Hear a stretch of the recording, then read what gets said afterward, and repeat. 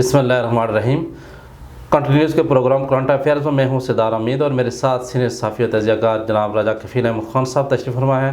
आज हमारा मौजू बहस है, कल जावेद भट्ट साहब ने जो पार्लियामेंट सेक्रेटरी आज़ाद हुकूमत के, उन्होंने करारदाद पेश की है कि करतारपुरा तर्ज की मकबूजा कश्मीर और कश्मीर के दरमियान में एक राहदारी होनी चाहिए और इस पर वज़ीर-ए-आज़म साहब मुख्तलिफ़ तंजीमों के साथ मिले हैं, फौरी तौर पर एक्शन में आ गए। तो राज साहब बताएं कि ये तो करारदाद तो ठीक थी, इसमें ये एक अच्छा है कि मकबूजा कश्मीर और इस कश्मीर के दरमियान में जितने भी माएँ बहनें जो भी लोग आपस में जो है इरादा हुए हैं आपस में मिले जुले, तो इसमें वो फौरी तौर पर जो वज़ीर-ए-आज़म साहब मुख्तलिफ़ उन्होंने जो हुर्रियत रहनुमाओं से उन्होंने मुलाकात की, तो क्या ये कोई गलत इक़दाम था या क्या था ये?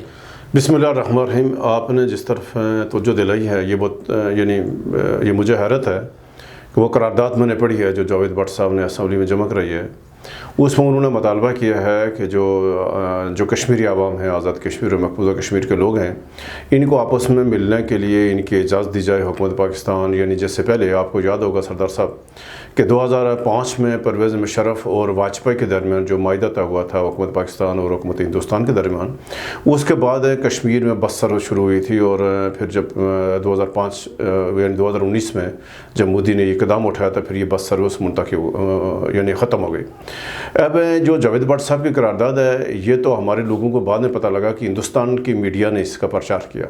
और आपको याद होगा कि जब अमित शाह जो हिंदुस्तान के वज़ीर दाखिला हैं, ये 2 माह पहले जब ये जम्मू गए और वहाँ जाकर इसने ख़ताब किया, ये उस ख़ताब को मिलाकर फिर ये जो मोदी के हालिया जो ऐसा यहाँ पे किसी को पता ही नहीं चला कि करारदाद पेश हुई है। और नहीं, उस करारदाद में कुछ नहीं है। मैं आपको ये करारदाद मैं नादरीन को पढ़ के सुनाता हूँ जो जावेद भट्ट साहब ने असम्बली में करारदाद जमा कराई है।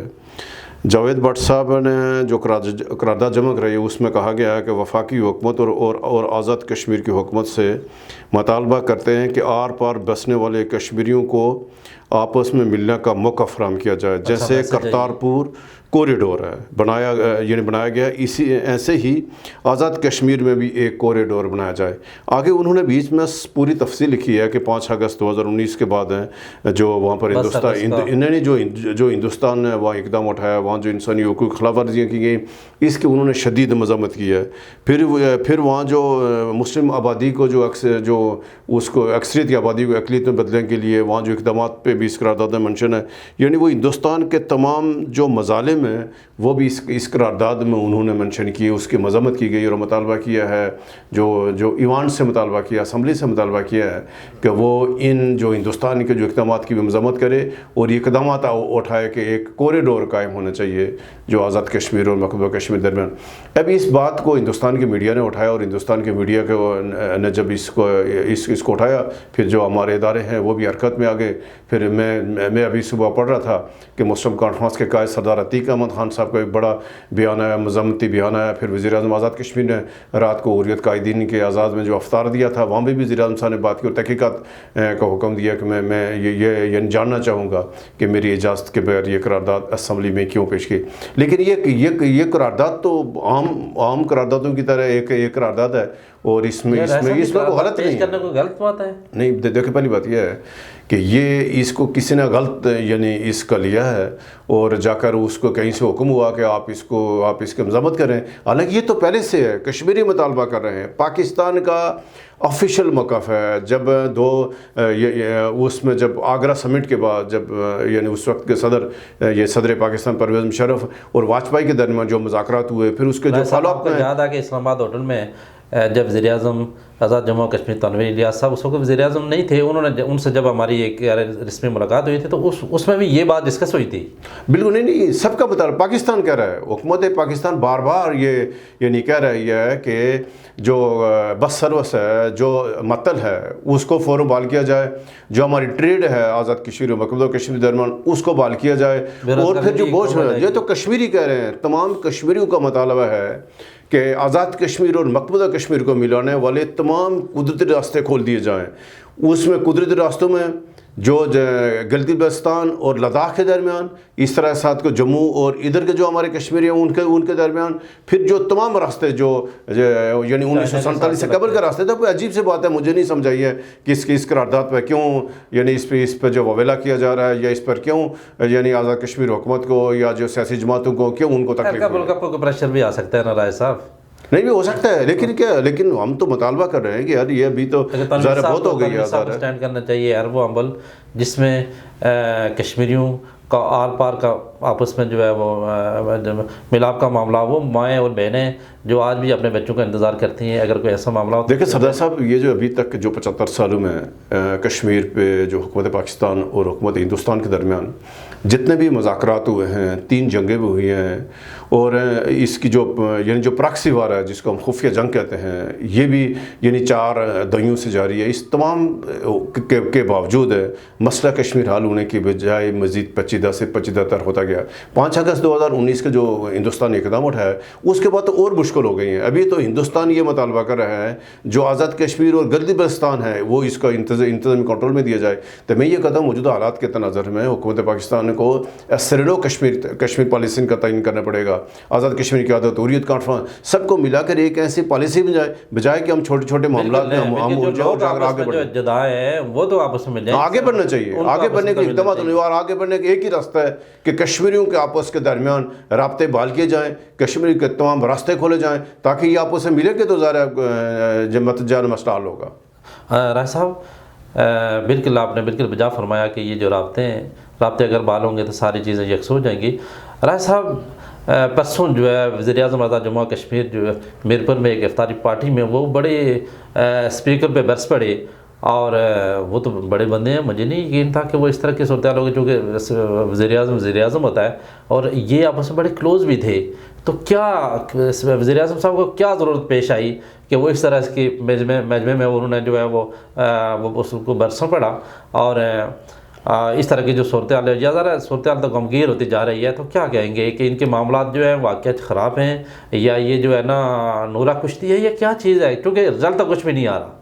بالکل سردار صاحب، آپ کو یاد ہوگا کہ تنویر الیاس صاحب کو وزیر اعظم بنانے میں جو سب سے کلیدی کردار ہے وہ اسپیکر چودھری انوار الحق صاحب کا ہے، اور انہوں نے جو سردار عبدالقیوم خان نیازی صاحب سے ان کی حکومت کو نہیں چلنے دیا، انہوں نے گروپ بنائے رکھا، اور یہ تنویر الیاس صاحب کے ساتھ شامل ہو گئے، اور تمام تر جتنی بھی یعنی کاوشیں ہوئی ہیں اس میں دیگر لوگوں کے ساتھ بھی ان کا کلیدی کردار ہے۔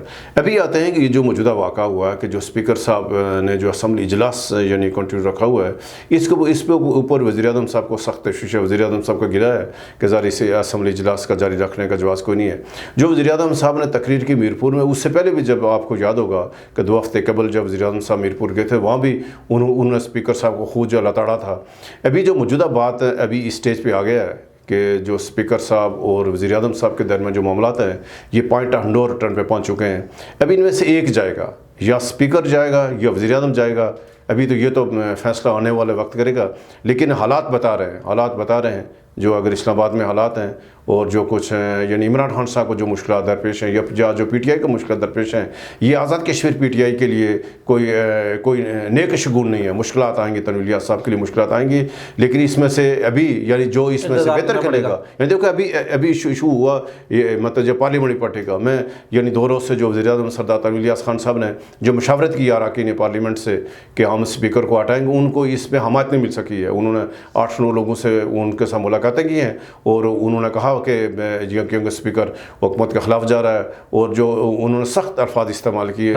کیا کرتے اسپیکر پی ایم کیا کرتے؟ پہلے انہوں نے ان کو اسپیکر کا جو ہے نا 1-2 ملاقاتیں، انہوں نے کہا میری لنگ چھوڑ دو، یہ جو آپ میرے ساتھ چلیں، آپ میرے بھائی ہیں، آپ نے مجھے ادھر لایا ہے۔ اب ذرا ان کے پاس کافی آپشن رہ گیا ہے کہ وجہ بتا دیں، لیکن ذرا یہ تنویر الیاس صاحب میں آپ کو ان کے ناراضگی کی وجہ بتاتا ہوں۔ ناراضگی کی بنیادی وجہ تب پڑی جب تنویر الیاس صاحب وزیر اعظم بنے تو ایک معاہدہ ہوا ہے، آپ کو یاد ہوگا एक मायदा किया था जिसमें उस वक्त के वज़ीर अमूर कश्मीर अली अमीन गंडापुर उसके गवाह हैं। उसके नहीं पावर शेयरिंग हुई थी। पावर शेयरिंग ये हुई थी कि तनवीर इलियास और अनवारुल हक के दरमियान या जो और लोग थे कि हम आइंदा यानी जो इख्तियारात का हम यानी कैसे एक दूसरे हुकूक का तहफ़्फ़ुज़ करेंगे, उसमें तनवीर इलियास साहब ने उसकी खिलाफ वर्जी की, जिसके ऊपर स्पीकर फौरी उन्होंने यानी रद्दमल दिया, वो अपने आप के अलग हो गए। फिर अभी जो असम्बली इजलास के ऊपर जिसके ऊपर वज़ीर आज़म साहब का सकीला है, ये वज़ीर आज़म साहब को पता है कि जो इस वक्त आज़ाद कश्मीर में क्या हो रहा है, उनसे बेहतर किसी को नहीं पता।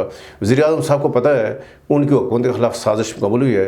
ये तो उनको 3-4 माह फालतू इसलिए मिल गए कि पाकिस्तान के हालात ठीक नहीं थे, पाकिस्तान के जो सूरत हाल यानी ख़राब हुई, सियासी अदमी इस्तेकाम आया, तो इस वजह से तनवीर इलियास साहब को 4 माह फालतू मिले, वरना 4 माह पहले इनकी हुकूमत यानी तय हो गया था। अभी भी यानी सरदार साहब ये बात तय है कि आज़ाद कश्मीर में उन्होंने PTI की इमरान खान की हुकूमत को छोड़ना नहीं है, और उसकी सारी तैयारियाँ PTI के अंदर से लोग यानी नाराज़ हैं। बगावत है, स्पीकर नाराज़ है, मातद खान नाराज़ हैं, बैरिस्टर सुल्तान साहब नाराज़ हैं, कयूम नियाज़ी साहब नाराज़ हैं, तो अंदर से 8-10 लोग पहले से हैं। तो ये तो तगड़ी अपोजिशन है, 20 रुकनी अपोजिशन है, 7 लोग चाहिए, तो 7 के बजाय 8-10 लोग पड़े। देखिए सरदार साहब, जो ही इस्लामाबाद से फैसला होगा, मैं कहता हूँ अगर आज ये फैसला होता है कि कल आज़ाद कश्मीर तनवीर इलियास वज़ीर-ए-आज़म नहीं होगा, तो रात को अदम इत्मीनान जम हो जाएगी। ये सिर्फ फैसला होना बाकी है, सिर्फ फैसला होना बाकी है। इसमें सिर्फ फैसला रुका हुआ क्यों? मैं ये भी बताता हूँ कि रुका इसलिए है कि जो पीपल्स पार्टी की क़यादत है आसिफ अली ज़रदारी साहब, इन्होंने अभी वज़ारत उज़्मा का फैसला नहीं किया। इन्होंने तय ये कर रहा है कि क्या वज़ीर-ए-आज़म पीपल्स पार्टी से होगा और कौन होगा। अगर PTI का होगा तो फिर जो PTI का फॉरवर्ड ब्लॉक है ये अपना बंदा नामजद करेगी।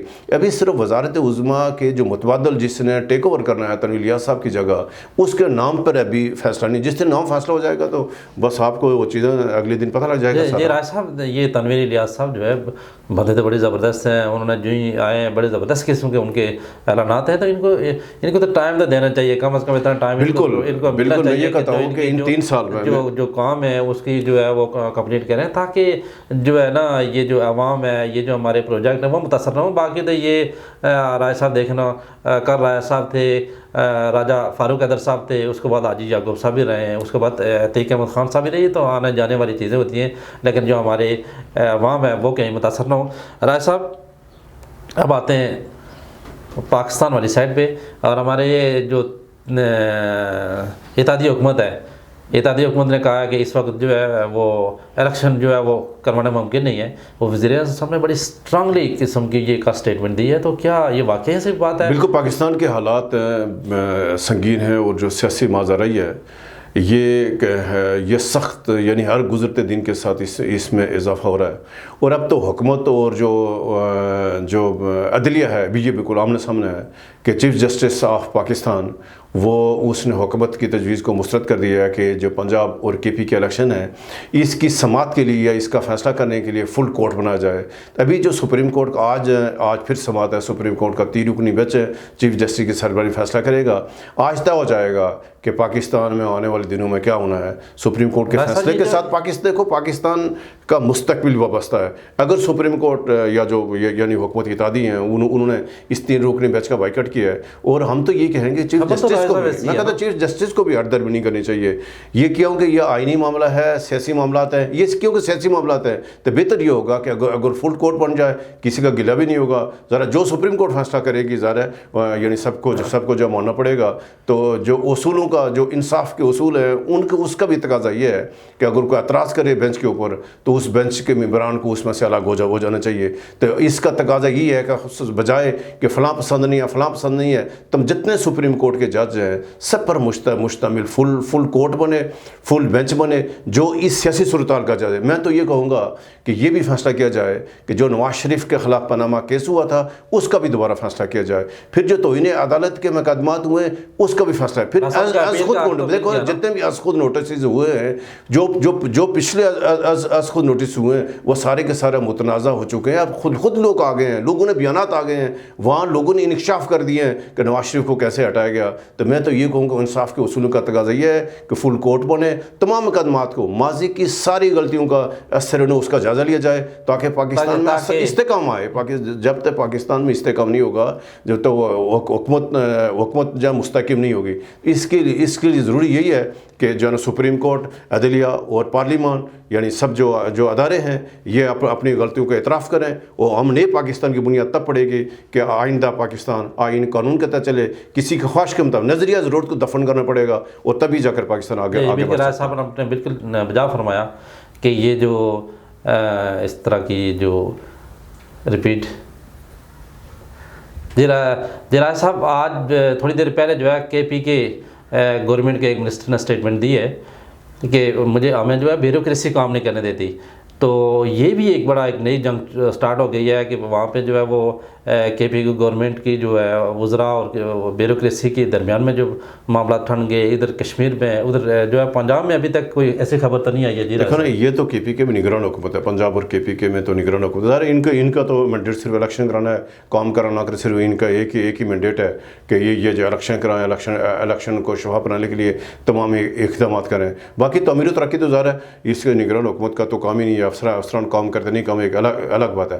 لیکن آپ نے جس طرح اشارہ کیا کہ پاکستان اس وقت بدترین جو سیاسی ادبی استحکام سے دو چار ہے، یہ جو تعمیر و ترقی نہیں ہو رہی ہے، عوام کے مسائل حل نہیں ہو رہے، اس کی یہ ایک تاریخ رکھتی ہے، یعنی گزشتہ 70-75 سالوں میں یہ پاکستان اپنے اندر ایک تاریخ رکھتا ہے، عدمی استحکام کی تاریخ، حکومتوں کا بار بار ٹوٹنا، بار بار مارشلوں کو لگانا، آئین کو تسلیم نہ کرنا، یہ ساری وجوہات ہیں جس کی وجہ سے آج پاکستان سنگین معاشی بحران سے، سنگین سیاسی عدمی استحکام سے دوچار ہے۔ اس کا ایک ہی راستہ ہے کہ سب لوگ اپنے غلطیوں کا اعتراف کریں، اور ہم اپنے غلطیوں کا اعتراف کر کے آگے بڑھیں گے تو پاکستان آگے بڑھے گا۔ جی ناظرین، آج کا وقت اختتام پذیر ہوا، مجھے اور راجہ کفیل احمد خان صاحب کو اجازت دیجیے۔ اللہ نگہبان۔